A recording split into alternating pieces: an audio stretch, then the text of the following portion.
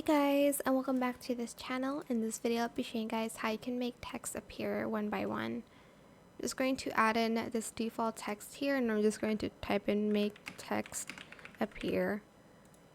I'm also going to change the font because I want to.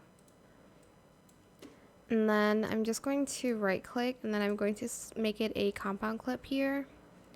Go to video, go to mask, and add in the split mask.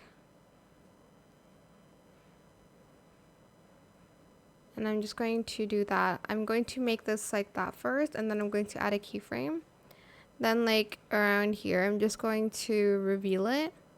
And then here, I'm going to reveal the other text. And then here, I'm going to reveal the other one. And that is it, super simple. I hope this tutorial was helpful for you guys. And if you found this video helpful, please click the thanks button as well.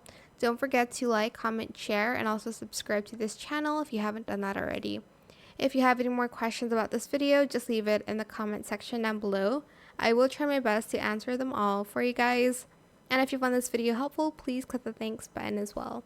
That is it for this video. Thank you so much for watching. Bye.